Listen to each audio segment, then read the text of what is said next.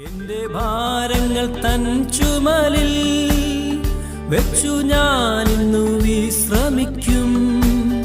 ദുഃഖവേളയിലും പുതുഗീതങ്ങൾ ഞാൻ പാടിയാനന്ദിച്ചാശ്വസിക്കും. ദുഃഖവേളയിലും പുതുഗീതങ്ങൾ ഞാൻ പാടിയാനന്ദിച്ചാശ്വസിക്കും. റോമാലേഖനം 12 അധ്യായം 1-2 വാക്യങ്ങൾ വായിച്ച് അതിൽ നിന്ന് ചില കാര്യങ്ങൾ പഠിക്കുവാനാണ് നമ്മൾ ആഗ്രഹിക്കുന്നത്. നമ്മുടെ ജീവിതം ദൈവത്തിന് എത്ര സുഗ്രാഹ്യമായിരിക്കണം എന്നതിനെപ്പറ്റി നമുക്ക് ബോധ്യമുണ്ടാകുവാൻ ഈ വാക്യങ്ങൾ നിങ്ങളെ സഹായിക്കുമെന്ന് ഞാൻ പൂർണ്ണമായിട്ട് വിശ്വസിക്കുന്നു.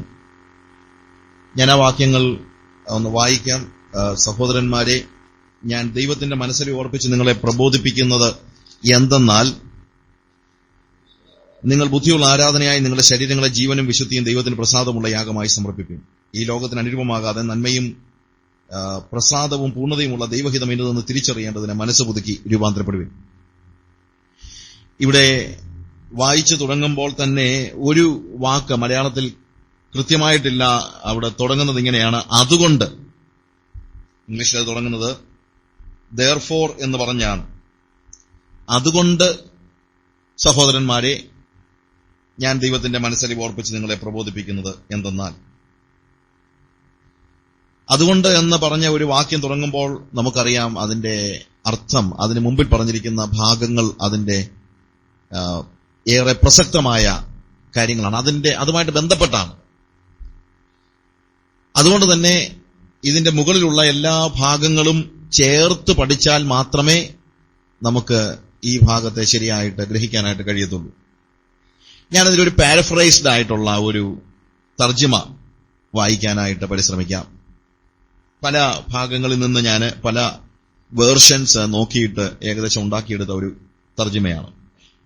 ഞാൻ പറഞ്ഞല്ലോ, അതുകൊണ്ട് മലയാളത്തിലില്ലാത്ത വാക്യമാണ്. സഹോദരന്മാരെ, ദൈവം നിങ്ങളോട് കാട്ടിയ മനസ്സലിവിനെ ഓർപ്പിച്ചുകൊണ്ട് ഞാൻ നിങ്ങളെ പ്രബോധിപ്പിക്കുന്നത് എന്തെന്നാൽ.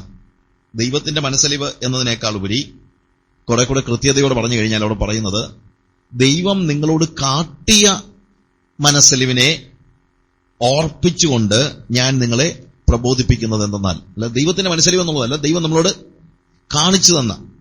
അപ്പോൾ ഒരു പ്രത്യേകമായ ഒരു കാര്യവുമായിട്ട് റിലേറ്റഡ് ആയിട്ട് അവിടെ പറയുന്നത്. അതുകൊണ്ട് ഞാൻ നിങ്ങളെ പ്രബോധിപ്പിക്കുന്നതെന്നാൽ, നിങ്ങളുടെ ശരീരങ്ങളെ ദൈവത്തിന് ഒരു ജീവനുള്ള വിശുദ്ധയാഗമായി ദൈവത്തിന് പ്രസാദകരമായ നിലയിൽ സമർപ്പിക്കുവിൻ. അതാണ് ബുദ്ധിയുള്ള, വേറെ രീതിയിൽ പറഞ്ഞു കഴിഞ്ഞാൽ യോഗ്യമായ ആരാധന.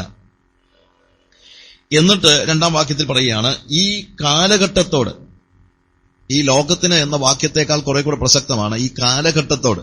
എന്നാന്ന് ചോദിച്ചു കഴിഞ്ഞാൽ, ഗ്രീക്ക് ഭാഷാന്തരത്തിൽ ശരിക്കും ലോകം എന്ന വാക്ക് തന്നെയല്ല ഉപയോഗിച്ചിരിക്കുന്നത് ഈ കാലഘട്ടത്തോട് സദൃശ്യരാവാതെ ദൈവത്തിന്റെ പൂർണ്ണതയുള്ള ഹിതം, അത് നന്മയാണ്, ദൈവപ്രസാദമുള്ളതാണ്. അത് തിരിച്ചറിയേണ്ടതിന് മനസ്സിനെ ഒരു സമൂല ശുദ്ധീകരണം നടത്തി രൂപാന്തരപ്പെടുത്തുവിൻ.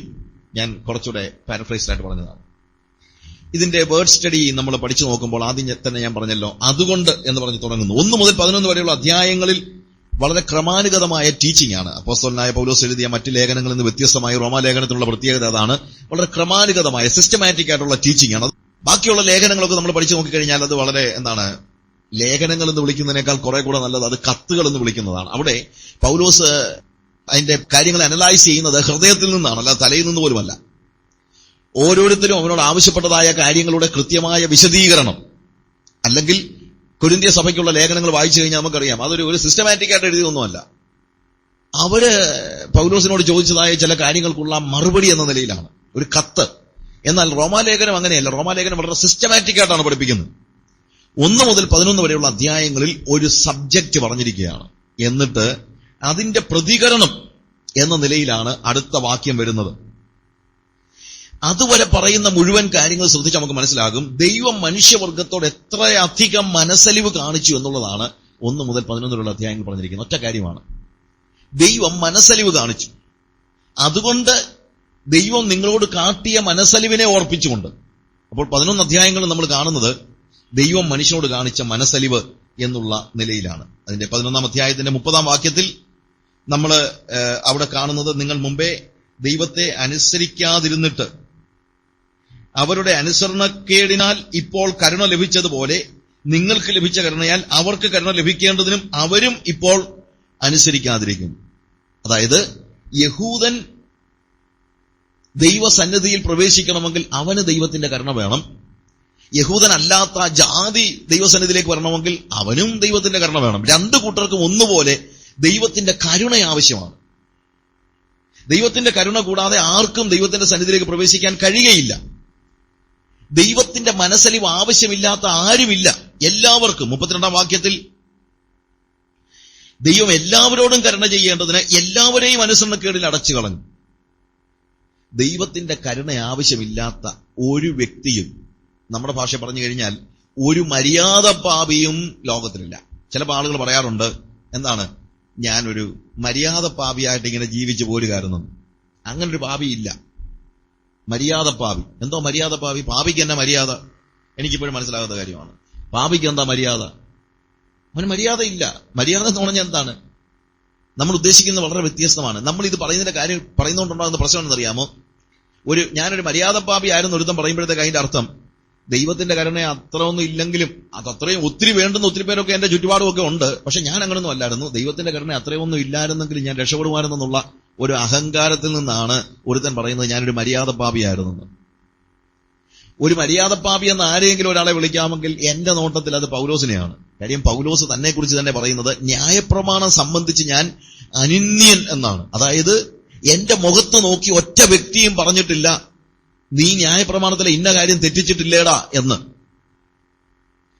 ആ പൗലോസ് സ്വയം വിളിക്കുന്നത് ആ പാപികളിൽ ഞാൻ ഒന്നാമൻ. അപ്പൊ പിന്നെ നമ്മൾ എന്താ വിളിക്കേണ്ടത്? നമുക്ക് എങ്ങനെയാണ് ഞാനൊരു മര്യാദ പാപി എന്ന് പറയാനായിട്ട് കാര്യം? ലോകത്തിലെ സകല മനുഷ്യരും ദൈവത്തിന്റെ കരുണ ആവശ്യമുള്ള പാപികളാണ്.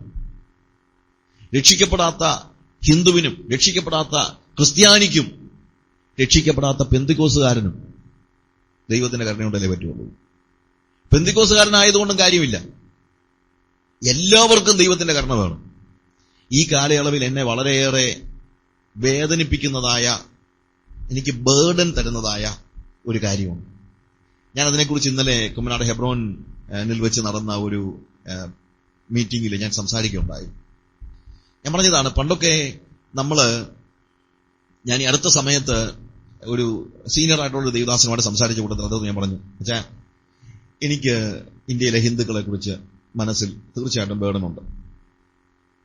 തന്നെയല്ല, നോർത്ത് ആഫ്രിക്കയിലെ മുസ്ലിം രാജ്യങ്ങളെക്കുറിച്ച് ദൈവം എനിക്കൊരു ബേർഡൻ തന്നിട്ടുണ്ട്. അതുപോലെയൊക്കെയുള്ള ഒരു ബേർഡൻ എനിക്ക് രക്ഷിക്കപ്പെടാത്ത സമുദായക്കാരായ ആളുകളെ കുറിച്ചുമുണ്ട്, എന്റെ ചുറ്റുപാടുമുള്ള ആളുകൾ.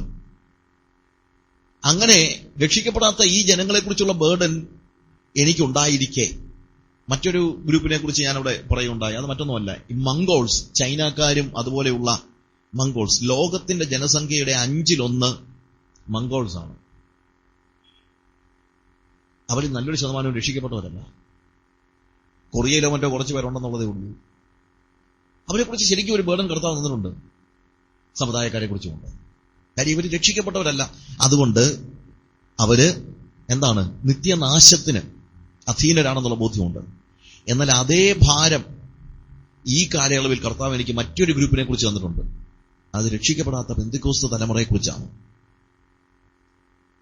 ഈ കാലയളവിലെ ഇന്നത്തെ പെന്തിക്കോസ്തുകാരന്റെ ആവശ്യം എന്നാന്ന് ചോദിച്ചു കഴിഞ്ഞാൽ ഞാൻ പറയുന്നത് ഇവാഞ്ചലൈസിംഗ് ദ പെന്റിക്കോസ്റ്റൽസ് എന്നാ. സമുദായക്കാരുടെ അടുത്ത് പണ്ട് നമ്മൾ എന്ന് പറയുമായിരുന്നു, നീ രക്ഷിക്കപ്പെടണം എന്ന്. അവരെ സുവിശേഷീകരിക്കാൻ നോക്കുമ്പോൾ അവരിങ്ങോട്ട് തിരിച്ചു ചോദിക്കാറുണ്ട്, എടാ ഇവിടെ എത്രയോ ജാതികളുണ്ട്, അവനെ പോയി രക്ഷിക്കപ്പെടുത്താൻ നോക്ക്. ഈ മാമോദിസ വെള്ളം വീണ ഞങ്ങളെയാണോ നീ രക്ഷിക്കാൻ നോക്കുന്നത്? എന്നാൽ നമ്മളവരോട് എന്താ പറഞ്ഞിട്ടിരുന്നത്? എടാ മാമോദിസ വെള്ളം വീണെന്ന് പറഞ്ഞിട്ട് എന്താ കാര്യം? നിനക്ക് ദൈവമായിട്ടൊരു ബന്ധമുണ്ടോ? നീ യേശുക്രിസ്തുവുമായി വ്യക്തിപരമായ ഒരു ബന്ധത്തിൽ ഏർപ്പെട്ടിട്ടുണ്ടോ? നിന്റെ ചങ്കത്ത് കൈവച്ച് നിനക്ക് പറയാൻ പറ്റുമോ, എന്റെ ആത്മാവ് ദൈവത്തിന്റെ ആത്മാവിൽ നിന്ന് അവന്റെ വചനത്തെ സ്വീകരിക്കുന്നുണ്ട്, ഞാൻ ദൈവപൈതലാണെന്നുള്ള ഉറപ്പ് എനിക്ക് എന്റെ ഹൃദയത്തിൽ ദൈവത്തിന്റെ ആത്മാവ് തരുന്നുണ്ടെന്ന് നിനക്ക് പറയാൻ പറ്റുമോ? അതൊക്കെ പറയാൻ പറ്റാത്തത് കൊണ്ടാണ് ഞങ്ങൾ നിന്നെ സുവിശേഷീകരിക്കാനായിട്ട് വന്നത്. നീ മാമോദിസ മുങ്ങിയവനാണെങ്കിലും രക്ഷിക്കപ്പെട്ടവനല്ലെങ്കിൽ ഞങ്ങൾ നിന്റെ അടുത്ത് വരും, ഞങ്ങൾ നിന്നെ സുവിശേഷീകരിക്കും. അല്ലേ? അതല്ലേ നമ്മൾ പറഞ്ഞോണ്ടിരുന്നത്. പക്ഷേ ഇതേ ചോദ്യം ഇന്നത്തെ പെന്തിക്കോസുകാരനെ കുറിച്ച് ഞാൻ ചോദിക്കുക. നമ്മുടെ തലമുറയിൽ എത്ര കുഞ്ഞുങ്ങൾക്ക് യേശു കർത്താവുമായി വ്യക്തിപരമായ ഒരു ബന്ധമുണ്ട്? സഭായോഗത്തിന് വരുന്നുണ്ടെന്നൊന്നുമല്ല ഞാൻ ചോദിച്ചത്, സ്നാനപ്പെട്ടോന്ന് പോലുമല്ല. വ്യക്തിപരമായ ഒരു റിലേഷൻ നമ്മുടെ കുഞ്ഞുങ്ങളിൽ എത്ര പേർക്കുണ്ട്? കുഞ്ഞുങ്ങളിലും വലിയവരിലും ഇല്ലാതെ വന്നിരിക്കുകയാണ്. അതുകൊണ്ട് രക്ഷിക്കപ്പെടാത്ത സമുദായക്കാരൻ മാത്രമല്ല, രക്ഷിക്കപ്പെടാത്ത പെന്തിക്കോസുകാരനെ കുറിച്ച് നമുക്ക് ബേർഡൻ ഉണ്ടായാലേ പറ്റുള്ളൂ. അവനും ദൈവത്തിന്റെ കരുണ ആവശ്യമുള്ള ഒരു തലമുറയായി വന്നിരിക്കുകയാണ്. അതുകൊണ്ട് ഇന്ന് പെന്തിക്കോസ്തുകാരുടെ, പെന്തിക്കോസ് സഭയുടെ ഒരു മുഖ്യ അജണ്ടയായിട്ട് മാറേണ്ടിയിരിക്കുന്നു എന്ത്? മാനസാന്തരപ്പെടാത്ത പുതിയ തലമുറയെ സുവിശേഷീകരിക്കുക എന്നുള്ളത്. പക്ഷെ ഒരു മാനസാന്തര പ്രസംഗം നമ്മൾ കേട്ടിട്ട് എത്ര കാലമായി? സഭായോഗത്തിനൊരു മാനസാന്തര പ്രസംഗം ആരെങ്കിലും പ്രസംഗിച്ചാൽ പറയും, ഇവരെന്നെ സ്ഥലകാലബോധമില്ലാതെ ഇവിടെ വന്നത്, അതും ഇതൊക്കെ പറയുന്നത്. ഇതുപോലെ പരസ്യത്തിന് പ്രസംഗിക്കേണ്ടത് എന്തോ സഭായോഗത്തിനൊന്ന് പറയുന്നത് അല്ലേ? എന്നാൽ ഒരു കാര്യം മനസ്സിലാക്കണം, വേദപുസ്തകത്തിലെ മാനസാന്തര പ്രസംഗങ്ങളുടെ 90% സഭയോടാണ് പറഞ്ഞിരിക്കുന്നത്. പഴയ നിയമത്തിലാണെങ്കിലും പുതിയ നിയമത്തിലാണെങ്കിലും. അതുകൊണ്ട് എന്താ, രക്ഷിക്കപ്പെടാത്ത ഒരു തലമുറയായി നമ്മുടെ പുതിയ തലമുറ ഏതാണ്ട് മൊത്തമായിട്ട് പോയിക്കൊണ്ടിരിക്കുകയാണ്.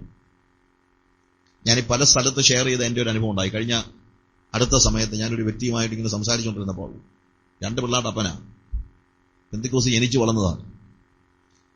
ഇങ്ങനെ സംസാരിച്ചുകൊണ്ടിരുന്ന കൂട്ടത്തിൽ പുള്ളി എന്നോട് ചോദിക്കുക, അപ്പൊ അച്ഛാ ഈ മഗ്ദലക്കാരത്തി മറിയ അല്ലയോ അപ്പൊ യേശുവിന്റെ അമ്മ? ഇത് ഞാൻ ചിന്തിച്ചത് അങ്ങനെയാന്ന്. ഇത് കേട്ട ഞാൻ ഞെട്ടിപ്പോയി. ഞാൻ ഞെട്ടിപ്പോയെന്ന് നിങ്ങൾ കുറ്റം പറയൂ? എനിക്ക് ആ വീടറിയാം. വായിച്ചു പ്രാർത്ഥനയുള്ള വീടാ. എല്ലാ ദിവസവും വൈകുന്നേരം കുടുംബ പ്രാർത്ഥനയൊക്കെ ഉള്ള വീടാണ്. പക്ഷെ കുടുംബ പ്രാർത്ഥനയിൽ അപ്പനും അമ്മയും വേദോസം വായിക്കും, അവരവിടെ ഇരുന്ന് എന്തെങ്കിലുമൊക്കെ കളിച്ചുകൊണ്ടിരിക്കും. ഇപ്പോഴത്തെ പിള്ളേരുടെ ഒക്കെ കാര്യങ്ങൾ നിങ്ങൾക്ക് അറിയത്തില്ല. ഇപ്പോഴത്തെ പിള്ളേരല്ലല്ലോ. ഞാൻ ഈ അടുത്ത സമയത്ത് ഒരു യൂത്ത് ക്യാമ്പിന് പോയപ്പോൾ ഇവിടെ ഇവർക്ക് ഇങ്ങനെ ഇരിക്കുക.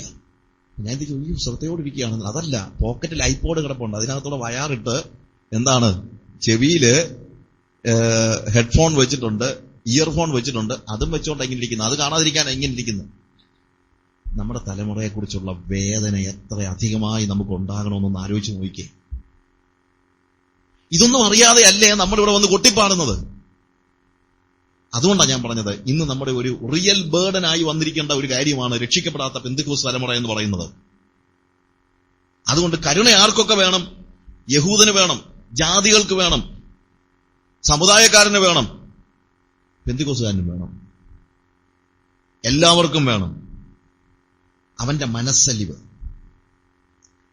അവിടെ പൗലോസ് പറയുന്നത്, കർത്താവ് നമ്മോട് കാണിച്ച മനസ്സലിവിനെ ഓർപ്പിച്ചുകൊണ്ട് ദൈവം നമ്മളോട് മനസ്സലിവ് കാണിച്ചു. എങ്ങനെയാണ് കാണിച്ചത്? പല രീതിയിലാണ്. മനസ്സലിവ് എന്നുള്ള വാക്ക് തന്നെ അവിടെ ഉപയോഗിച്ചിരിക്കുന്നത് ഒരു പ്ലൂറലായിട്ടാണ് ഉപയോഗിച്ചിരിക്കുന്നത്. മനസ്സലിവുകൾ എന്നാണ് ശരിക്കും അവിടെ ഉപയോഗിച്ചിരിക്കുന്ന വാക്ക്. ഞാനതിനെക്കുറിച്ച് ഒന്നുകൂടെ വിശദീകരിക്കാം. എന്നാൽ പൗലോസ് പറയുന്ന ഒരു കാര്യം ഇവിടെ ഉണ്ട്. അവൻ മനസ്സലിവ് കാണിച്ചു. ഇപ്പോൾ ആ മനസ്സലിവിനെ ഓർപ്പിച്ച് നിങ്ങളോട് ഞാൻ പ്രബോധിപ്പിക്കുന്നത് അതിന് പകരമായിട്ട് നിങ്ങൾ എന്തെങ്കിലും ഒന്ന് ചെയ്യാൻ പരിശ്രമിക്കുക എന്നുള്ളതാണ്. ദൈവം നമ്മളോട് കാണിച്ച മനസ്സലിവിന് പകരമായിട്ട് നമുക്ക് എന്ത് ചെയ്യാൻ കഴിയും? നമ്മൾ പറയുന്നത് സ്വത്രാഴ്ച ഇടാവുന്ന, അല്ലെങ്കിൽ നമ്മൾ പറയുന്നത് സഭായോഗത്തിന് വന്ന് ഇരുന്ന് കൊടുക്കാമെന്ന, അതല്ലെങ്കിൽ നമ്മൾ പറയുന്നത് കാശ് കൊടുക്കാമെന്ന. എന്നാൽ പൗലോസ് പറയാണ്, ഇതുകൊണ്ടൊന്നും നമുക്ക് ദൈവത്തെ പ്രസാദിപ്പിക്കാൻ കഴിയത്തില്ല. തന്നെയല്ല, ഇതൊന്നും ദൈവത്തിന് പകരം കൊടുക്കാൻ കഴിയുന്ന കാര്യങ്ങളല്ല. 11-ാം അധ്യായത്തിന്റെ 33 വാക്യങ്ങൾ വായിക്കുമ്പോൾ അവിടെ കാണുന്ന, ദൈവത്തിന്റെ ധനം, ജ്ഞാനം, അറിവ് എന്നിവയുടെ ആഴമേ, അവന്റെ ന്യായവിധികൾ എത്ര അപ്രമേയവും അവന്റെ വഴികൾ എത്ര അഗോചരവുമാകുന്നു.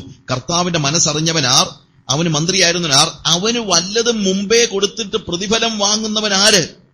സകലവും അവനിൽ നിന്നും അവനാലും അവങ്കിലേക്കും ആകുന്നുവല്ലോ, അവൻ എന്നേക്കും മഹത്വം. ആമേൻ.